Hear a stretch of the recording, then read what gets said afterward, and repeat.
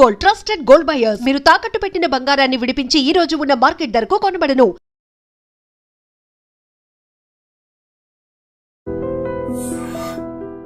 Hi hello నమస్తే, welcome to I dream media. నేను మీ శ్రావ్య. ఒక ప్రాపర్టీ సేల్ చేసిన తర్వాత మనకి ఒక సర్టెన్ అమౌంట్, ఒక లంసమ్ అమౌంట్ వస్తుంది. ఆ అమౌంట్ని మనం దేంట్లో ఇన్వెస్ట్ చేస్తే మళ్ళీ మనకి ప్రాఫిట్ వస్తుంది, వీటి గురించి మాట్లాడడానికి మనతో పాటు ఉన్నారు ఫైనాన్షియల్ ప్లానర్ మధు గారు. నమస్తే సార్. నమస్తే అండి. ఎలా ఉన్నారు? ఫైన్ ఫైన్ అండి. సో మనకి జనరల్గా జరిగేది టాపికే, అందరూ డిస్కషన్ జరుగుతూ ఉంటుంది ఇంట్లో. ఒక లంసమ్ అమౌంట్ వచ్చేస్తుంది, ఏదైనా ప్రాపర్టీ కానీ ఇంకేదైనా ల్యాండ్ కానీ అపార్ట్మెంట్ కానీ సేల్ చేసినప్పుడు ఒక లంసమ్ అమౌంట్ వస్తుంది. దాని నుంచి మళ్ళీ ఇన్వెస్ట్మెంట్ చేసుకొని మనకి మంచి అమౌంట్ మళ్ళీ రిటర్న్స్ రావాలి అనుకుంటే దేంట్లో ఇన్వెస్ట్ చేస్తే బెటర్ అంటారు? ఎస్, జనరల్గా చాలామంది ఏంటంటే నెల నెల ఇన్వెస్ట్మెంట్ అనేది అందరికి ఆప్షన్ తెలిసిపోయింది. అంటే మ్యూచువల్ ఫండ్లో, స్టాక్స్లో, అక్కడ ఇక్కడ రికరింగ్ డిపాజిట్ అని, పోస్టల్ డిపాజిట్స్ అని చాలా చేస్తున్నారు. సో లంప్స్ అమౌంట్ వచ్చినప్పుడు మ్యూచువల్ ఫండ్ సైడ్ ఇన్వెస్ట్మెంట్ చేయడానికి చాలామంది ఇబ్బంది పడతారు. అంటే మనం జనరల్గా మ్యూచువల్ ఫండే ఎందుకు మాట్లాడతాము, ఈ లంప్స్ అమౌంట్ని మనం మ్యూచువల్ ఫండ్లో పెట్టడానికి, బయట మళ్ళీ ప్రాపర్టీ తీసుకోవడానికి, లేదా ఇంకేదైనా వేరే బిజినెస్లో ఇన్వెస్ట్మెంట్ చేయడానికి కొన్ని తేడాలు అనేది తెలుసుకోవాలి. ఫస్ట్ ఆఫ్ ఆల్ మీరు లంసమ్ అవ్వనివ్వండి, మంత్లీ మోడ్లో మీరు ఇన్వెస్ట్మెంట్ అవ్వనివ్వండి. మనం ఏదైతే ఇన్వెస్ట్మెంట్ చేస్తున్నామో, దేనికోసం చేస్తున్నామో, మళ్ళీ ఎంత కాలానికి మీకు ఆ డబ్బు అనేది అవసరం ఉందనేది అర్థం చేసుకోవాలి. ఓకే, జనరల్గా ఇప్పుడు ఒక 20 లక్షల రూపాయలు మీ దగ్గర వచ్చింది, ప్రాపర్టీ అమ్మగానో లేకపోతే మీ పిఎఫ్ విత్డ్రా చేస్తూ వచ్చింది, ఏదైనా అదొక మీకు పెద్ద లంసమ్ అమౌంట్ వచ్చినప్పుడు, సో మీకు తెలిసిన ఆప్షన్లో మీరు కంపారిజన్ చేయండి. ఇప్పుడు మళ్ళీ మనం ప్రాపర్టీ కొన్నాం అనుకోండి, మళ్ళీ ప్రాపర్టీ కొంటే ఏమవుతుంది, మళ్ళీ ప్రాపర్టీ అమ్మేంత వరకు వెయిట్ చేయాలి.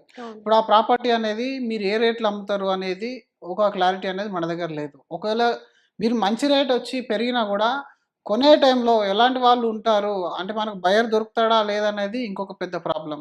పోనీ దీన్ని తీసుకెళ్ళి ఎక్కడైనా సేఫ్టీ ఇన్వెస్ట్మెంట్ ఆప్షన్లో ఇన్వెస్ట్మెంట్ చేద్దాం అనుకుంటే బ్యాంకులో ఎఫ్డీ చేయండి. ఎఫ్డీ చేసినప్పుడు ఏమవుతుంది, ఒక 6.57% ఇంట్రెస్ట్ వస్తుంది. ఆ ఇంట్రెస్ట్ మీ ఖర్చులకు అనుగుణంగా ఉండదు. ఇప్పుడు 2 సంవత్సరాలు 3 సంవత్సరాల తర్వాత మీ ఖర్చులు ఎప్పుడు పెరుగుతూ ఉంటున్నాయి కదా, పెరిగే ఖర్చులతో పాటుగా మీకు ఇన్ఫ్లేషన్ 6-7% పెరిగితే మీకు వచ్చే ఇంట్రెస్ట్ అనేది 6% ఉంటే అప్పుడు మీకు సరిపోదు కదా. అవును. అదే ఇప్పుడు ప్రాపర్టీలో పెడితేనేమో అమౌంట్ బ్లాక్ అవుతుంది, సెల్ చేయలేకపోతున్నాం. ఇంట్రెస్ట్ సేఫ్టీ ఇన్వెస్ట్మెంట్ ఆప్షన్ పోస్టల్లో కానీ ఎఫ్డీలో కానీ చేస్తే అది అక్కడ బ్లాక్ అయిపోతుంది, బ్లాక్ అవ్వట్లేదు సారీ, బట్ ఇన్ఫ్లేషన్ మించిన రిటర్న్ అనేది రావట్లేదు. అవును, పర్సెంటేజ్ అనేది తక్కువ ఉంటుంది. రైట్. ఇప్పుడు మీరు మ్యూచువల్ ఫండ్ గురించి డిస్కస్ చేయండి. ఇప్పుడు ఇదే అమౌంట్ మీరు ముందుగా ఇన్వెస్ట్మెంట్ చేసే కంటే ముందుగా దాని గురించి నేర్చుకోండి. అసలు లాస్ట్ ఒక 25-30 years back lump sum investment option కానీ మనం పెట్టుంటే, ఏ రోజు గూగుల్లో అద్భుతమైన క్యాలిక్యులేటర్లు అవైలబుల్ ఉన్నాయి. అంటే పాస్ట్ పర్ఫార్మెన్స్ అంతా కూడా మీకు కనబడుతుంది. ఏ ఫండ్ ఎంత రిటర్న్ ఇచ్చింది, ఏ విధంగా ఎస్ఐపిలో రిటర్న్స్ వచ్చాయి, లంసమ్లో ఏ విధంగా రిటర్న్ వచ్చింది అనేది మొత్తం అవైలబుల్లో ఉంది. దాన్ని బట్టి మీరు ఒక అందాజకు రండి. సో అందరు మ్యూచువల్ ఫండ్ అనగానే కొంచెం భయపడతారు. ఈ మ్యూచువల్ ఫండ్లో ఇప్పుడు మ్యూచువల్ ఫండ్స్ లో మనకి అంత రిటర్న్స్ వచ్చినా కూడా మనకి అంత సేఫ్ కాదు, ఎప్పుడన్నా రిస్క్ జరగచ్చు అని అంటారు.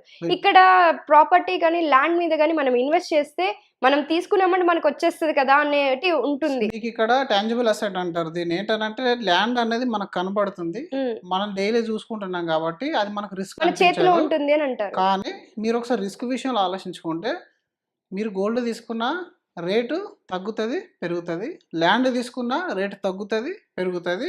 మీరు ఇంకే ఏ బిజినెస్లో చేసినా లాస్ రావచ్చు, లాభం రావచ్చు.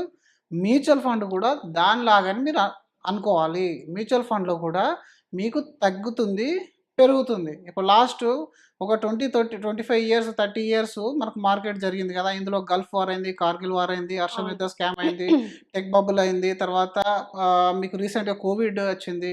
ఇలా డిఫరెంట్ ఇష్యూస్కి మార్కెట్ కరెక్షన్ అయింది. ఆ కరెక్షన్ అయినప్పుడు మ్యాక్సిమం హైయెస్ట్ ఒక 30% 40% దాకా కూడా కరెక్షన్ అయిన సందర్భాలు అంటే ఉన్నాయి. మ్యూచువల్ ఫండ్లో ఇన్వెస్ట్మెంట్ ఎప్పుడైతే మీరు చేస్తున్నారో టైం తీసుకోండి. ఫస్ట్ ఎంత టైం కావాలి మనకు. ఇప్పుడు మనం ప్రాపర్టీ కొని వెంటనే 6 నెలలకు అమ్ముతాము, గోల్డ్ తీసుకొని మళ్ళీ 3 నెలలకు అమ్ముతామా? మనం అందులో కొంత రోజులు వెయిట్ చేస్తాం. ఎందుకు, మనకి ఇప్పుడు అవసరం లేని దాన్నే ప్రాపర్టీ కొంటాం.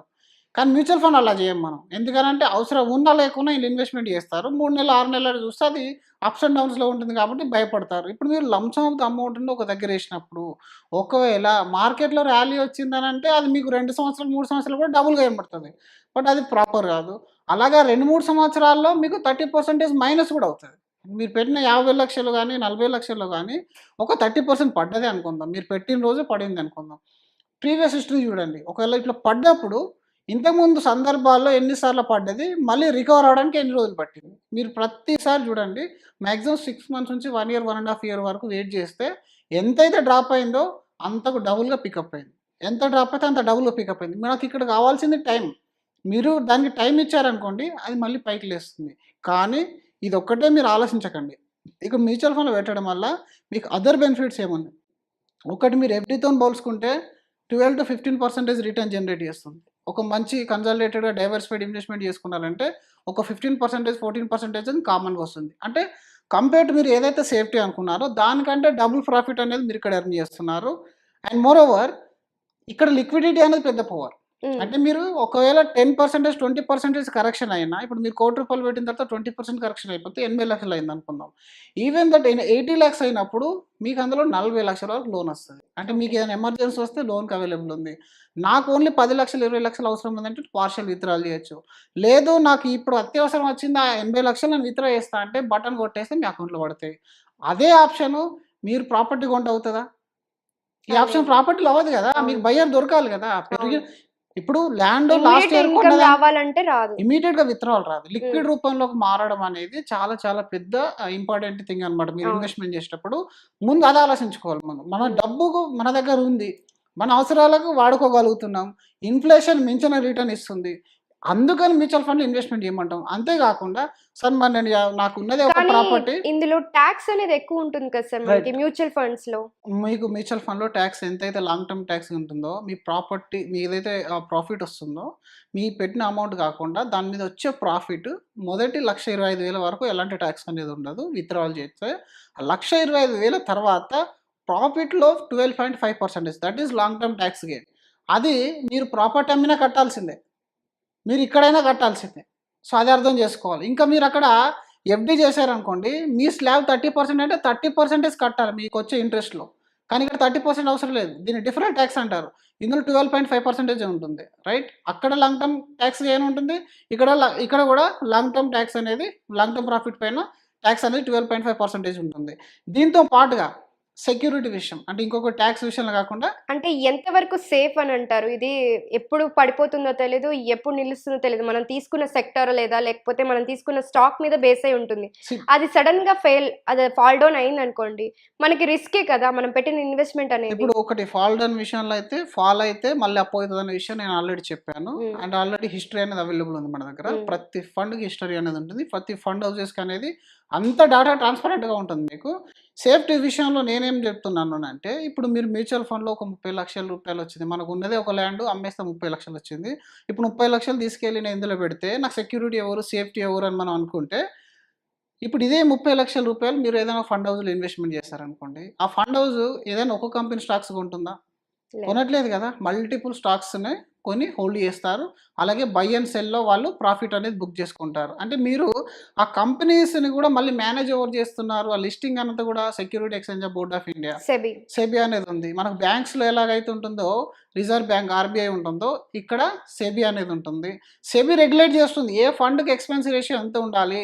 ఏ ఫండ్ లార్జ్ క్యాప్ అయితే లార్జ్ క్యాప్ పోర్షన్ ఎంత ఉండాలి? లిక్విడ్ పోర్షన్ ఎంత ఉండాలి? అనేది కూడా అంతా కూడా సిస్టమాటిక్‌గా పనిచేస్తుంది. ఇప్పుడు మీరు ఇందులో ఎత్తేసిన కంపెనీలు కూడా మీకు కనపడవు. మ్యూచువల్ ఫండ్‌లో ఎప్పుడైనా విన్నారా మీరు? ఈ కంపెనీ ఎత్తేసిందని చెప్పేసి? హ్మ్. ఎందుకనంటే ఇదొక ఓనర్‌షిప్. సెబీ రెగ్యులేషన్స్ ఇది ఉంటాయి సెబీ కాబట్టి. రెగ్యులేషన్స్ ఉంటాయి. ఇదొక ఓనర్‌షిప్. చాలా మంది ఇష్టం ఉన్న డిసిజన్ తీసుకోవడానికి ఉండదు. ఓకే. దీనికి ఒక టెక్నికల్‌గా రీసెర్చ్ టీమ్ అనేది ఉంటుంది. ఫండమెంటల్‌గా అనలైజ్ చేస్తారు. మళ్ళీ అందులో నేను ఒక్కని ఫండ్ మేనేజర్ ఉన్నాను. నా ఇష్టం అనుసారంగా నేను స్టాక్స్ కొంటాను అంటే ఉండదు. దానికి రకానికి ఒక ప్రాసెస్ ఫాలో అవుతుంది. Well okay. రెగ్యులేటెడ్ 24/7 వాళ్ళ వర్క్ అనేది అదే ఉంటుంది. అంటే ఇది సిప్‌కి మాత్రమే ఉంటుందంటారా? లేకపోతే లంసమ్ అమౌంట్ వాళ్ళకి ఎనీ గూడా ఎనీ అమౌంట్ మీరు ఫండ్ హౌస్‌లో పెట్టే లంప్ సమ్ అమౌంట్‌కి గాని, ఎస్ఐపికి గాని దేనికైనా కూడా వెళ్ళేది ఫండ్ మేనేజర్ దగ్గరికే. అవును. మీరు సెప్ పెట్టారా, లంప్ సమ్ పెట్టారా దే డోంట్ కేర్. హ్మ్. మీరు ఆ ఫండ్ హౌస్‌లో స్మాల్ క్యాప్‌లో పెట్టారు ఫర్ ఎగ్జాంపుల్. ఆ స్మాల్ క్యాప్‌లో పెట్టినప్పుడు స్మాల్ క్యాప్ స్టాక్స్ అనేది వాళ్ళు పర్చేజ్ చేస్తారు. అది సిప్ రూపంలో పెట్టినా అంతే, లంప్ సమ్ రూపంలో పెట్టినా అంతే. మన వాళ్ళకు ఒకేసారి పెట్టడం వల్ల భయం అవుతుంది కానీ నువ్వు అంటే ఒకేసారి సేఫ్టీ గురించి ఆలోచిస్తారు కదా సార్. Safety అంటే అనేది మేము ఆలోచిస్తారు. లంసమ్ అమౌంట్ పెట్టేస్తాము, దాంట్లో మాకు సేఫ్టీ ఎట్లాగా, రిస్క్ ఫ్యాక్టర్ ఎలాగా అని ఆలోచిస్తూ ఉంటారు. దానికోసమే హిస్టరీ చూడమంటున్నాను. ఇప్పుడు మీరు లంసంలో పెట్టినారు, ఇప్పుడు ఎవ్రీ ఇయర్ మీకు డేటా అవైలబుల్ ఉంది కదా, ఆ డేటాలో మొదటి 3 సంవత్సరాల్లో మీ క్యాపిటల్ అప్ అండ్ డౌన్ అవుతుంది. హైయెస్ట్గా మీరు తీసుకున్నా కూడా 7 ఇయర్స్ 6 ఇయర్స్ ఉన్న ఏ మ్యూచువల్ ఫండ్ హోల్డ్ చేసిన వాళ్ళైనా అడగండి, ఎవరు కూడా క్యాపిటల్ ఇంతవరకు లాస్ కాలేదు. అసలు హిస్టరీ లేదు ఆ విధంగా. అదొకటి మీ దగ్గర ఉంది అవైలబుల్, మీకు కావాల్సి అడగవచ్చు. ఒకవేళ ఎవరు మీకు తెలిసిన వాళ్ళు లేకపోతే ఏ ఫండ్ హౌస్కి వెళ్ళినా కూడా సిప్ హిస్టరీ అని వస్తుంది. మంత్ ఆన్ మంత్ ఎంత తగ్గింది, ఎంత పెరిగింది, ఎన్ఏవి మొత్తం డీటెయిల్స్ అన్నీ ఉంటాయి. ఆ డీటెయిల్స్ అన్ని చూసుకోండి. ఆ డీటెయిల్స్ అన్ని చూసుకున్న తర్వాత మీకు కాన్ఫిడెన్స్ వస్తుంది కదా. అప్పుడు ఒకటి మీరు పెట్టేది ఏ ఒక్క కంపెనీ చేతిలో పెట్టట్లేదు, ఏ ఒక్క పర్సన్ తన ఇష్టానికి అనుసారంగా వాడడానికి లేదు. అలాగే రెగ్యులేటెడ్ బై సెబీ, ఇక్కడ సెబీ అనేది రెగ్యులేట్ చేస్తుంది. అండ్ మీకు ఎనీ టైం మీకు ఇలా ఒక ల్యాండ్ కొంటే దాని యొక్క కాస్ట్ నేను అమ్మాలనుకుంటే మీ పక్కన వాళ్ళు ఎదురు వాళ్ళు మీరు అమ్ముతేనే ఆ ల్యాండ్ కాస్ట్ ఎంతకు పోతుందని మీకు తెలుస్తుంది. కానీ మ్యూచువల్ ఫండ్ అలా ఉందా? మీకు సింగిల్ క్లిక్ చేసేస్తే మీకు వాల్యుయేషన్ తెలుస్తుంది. ఇంకొక పెద్ద సేఫ్టీ ఏంటంటే కొన్ని ఫండ్ హౌసెస్ నేను లంసమ్ యాక్సెప్ట్ చేయనని ముందే చెప్తున్నారు. వాళ్ళు ఓన్లీ ఎస్ఐపీ తీసుకుంటారు. అంటే ఈ రోజుల్లో ఏ ఫండ్ హౌస్ మీకు అట్లా చెప్తారు చెప్పండి? అంటే బయట ఏ బిజినెస్ అలా చెప్తుంది, నాకు డబ్బు వద్దు, నాకు సరిపోయిందని చెప్పేది ఎవరైనా? చెప్పట్లేదు. మ్యూచువల్ ఫండ్ లో అది సేఫ్టీ ఆఫ్ ఇన్వెస్టర్. ఎప్పుడైనా కదా సెబీ తీసుకునే డిసిజన్స్ అన్ని కూడా ఇన్వెస్టర్ కి ఫేవరబుల్ గా వాళ్ళ ఇంట్రెస్ట్ వాళ్ళని క్యారీ ఫార్వర్డ్ చేసే విధంగా ఉంటాయి. కాబట్టి మీరు భయపడాల్సిన అవసరం లేదు. హిస్టరీ చూసుకొని, లేదంటే ఎక్స్పర్ట్తో కూర్చుంటే మీకు మొత్తం చెప్పేస్తాడు. అప్పుడు మీరు డిసైడ్ కాండి. మీరు 5,000 పెట్టినా సేమ్ రిస్క్ క్యారీ చేస్తారు, 5 లక్షలు పెట్టినా 50 లక్షలు పెట్టినా సేమ్ రిస్క్ క్యారీ చేస్తారు. సింపుల్. లాంగ్ టర్మ్కి ఎలాంటి రిస్క్ అనేది లేదు. 6 మంత్స్ 1 ఇయర్ అయితే మ్యూచువల్ ఫండ్స్ సైడే రావద్దు. మీరు 1 ఇయర్ 2 ఇయర్ ఉంది అని అంటే కొన్ని ఫండ్స్ ఉన్నాయి, లిక్విడ్ ఫండ్స్, అది డిఫరెంట్ కేసు. మళ్ళీ అది 7% ఇస్తుంది, FD 7% ఇస్తుంది. అక్కడితో పోలిస్తే ట్యాక్స్ తక్కువ. కాబట్టి మీరు ఒకవేళ ఆ విధంగా అనుకుంటే 1 డే ఇన్వెస్ట్మెంట్ చేయాలన్నా మ్యూచువల్ ఫండ్స్ ఉన్నాయి, 6 మంత్స్ చేయాలన్నా ఇన్వెస్ట్మెంట్స్ ఉన్నాయి. దానికి అనుగుణంగా పెట్టాలి. ప్రాబ్లం ఏడొస్తా అంటే ఇప్పుడు మీరు ఎవరు గైడెన్స్ లేకుండా టిప్స్తో పెట్టారనుకోండి. ఇప్పుడు ఎవడో ఒక రీల్ పంపించాడు, రకరకాలుగా డిజిటల్గా ఆడు ఎన్నో రకాలు క్రియేట్ చేసేసి ఇందులో ఈ ఫండ్ బాగా ఇచ్చింది, ఆ ఫండ్ బాగా ఇచ్చింది అని చెప్పేసి మీరు ఎగ్జైట్ అయిపోయి ఒక దానిలో పెట్టేశారు. వీడియోస్ ఎక్కువైపోయి అంటే వాళ్ళ దగ్గర వాళ్ళ ఆ ప్రాపర్టీ లేకపోయినా మేము మ్యూచువల్ ఫండ్స్ త్రూ ఈ ప్రాపర్టీ అది చాలా మంది చేస్తారు. ఇంకొకటి ఏంటంటే ఇన్ఫ్లుయెన్సర్ కి ఒక అడ్వైజర్ కి తేడా మీరు తెలుసుకోవాలి. ఇన్ఫ్లుయెన్సర్ దగ్గర అసలు ఒక 100 మంది వెల్త్ క్రియేట్ చేసిన వాళ్ళు ఉంటారా? లేరు కదా. వాడు అసలు రిజిస్టర్డా? లేరు. కాదు కదా. వాడేదో గూగుల్లో వెతికాడు, నాలెడ్జ్ సంపాదించాడు, ఒక వీడియో క్రియేట్ చేస్తాడు. యాక్చువల్గా దాన్ని మీరు ఏం చేయాలి? ఇన్ఫర్మేషన్ గ్యాదరింగ్ కోసం మాత్రమే. మళ్ళీ మీరు టెస్ట్ చేయొద్దు దాన్ని. మీ సొంత డబ్బులు పెట్టి టెస్ట్ చేసుకున్నారు అనుకోండి, అక్కడ చూపించిన దానికి రివర్స్ అయిపోతుంది. కాబట్టి అప్పుడు మీరు ఇబ్బందులు పడతారు. కానీ ఇప్పుడు ఏ అవసరానికి, ఎంత టైంకి నేను ఎంత ఎక్స్పెక్ట్ చేస్తున్నాను అనేది మీరు కూర్చొని డిసైడ్ చేసుకుంటే ప్రతి దానికి సొల్యూషన్ ఉంటుంది. మీరు 1 డే చేస్తారా, 10 ఇయర్స్ చేస్తారా, 20 ఇయర్స్ చేస్తారా, మీకు మంత్లీ ఇన్కమ్ కావాలా, లేదా ఓన్లీ క్యాపిటల్ అప్రిషియేషన్ కావాలా, దీనికి అనుగుణంగా మీరు పెడితే లంసమ్ మీరు ఒక కోటి రూపాయలు కాదండి, అసలు నెలకు 10 లక్షల రూపాయలు, 20 లక్షలు ఎస్ఐపి చేసే వాళ్ళు ఎంతోమంది ఉన్నారు. హైయెస్ట్ ఎస్ఐపి 1 crore చేసే వాళ్ళు 50 lakhs చేసే వాళ్ళు కూడా ఉన్నారు. అని నేను నమ్ముతారు. ఎస్ఐపి పర్ మంత్ చేస్తారు business mans. Per month 25 lakhs 30 lakhs చేసే వాళ్ళు ఉన్నారు. ఎస్, మనకు 25 lakhs ప్రాపర్టీ అమ్మితే అది నీకు పెద్ద కావచ్చు, కానీ ఇండస్ట్రీ ఇది చాలా పెద్దది. ఇండస్ట్రీ గురించి తెలియక భయాలు అవుతాయి. కానీ తెలుసుకోండి, ఎంత అమౌంట్ అని కాదు, తెలుసుకోండి. ముందు తెలుసుకున్న తర్వాత మీకు భయాలు అన్నీ పోతాయి, మీరు కంఫర్ట్ ఉంటారు, మీ దగ్గర లిక్విడిటీ ఉంటుంది. ఏ అవసరానికైనా మీరు ట్యాక్స్ అనేది తక్కువ ఉంటుంది. అండ్ అలాగే మీరు ఇన్ఫ్లేషన్ బీట్ చేసే రిటర్న్ అనేది ఇక్కడ మీరు తీసుకుంటారు. దానికి ఉదాహరణలు కూడా ఉన్నాయి. ఎవ్రీడే అనేవి కూడా మీరు చెక్ చేయొచ్చు. లాస్ట్ 40 సంవత్సరాల నుంచి 30 సంవత్సరాల నుంచి ఫండ్ పర్ఫార్మెన్స్ అంతా మీ కళ్ళ ముందట ఉండగా మళ్ళీ లేని పని భయాలు పెట్టుకోవాల్సిన అవసరం అనేది లేదు. It's a proven concept. Okay sir, thank you so much. Thank you అండి.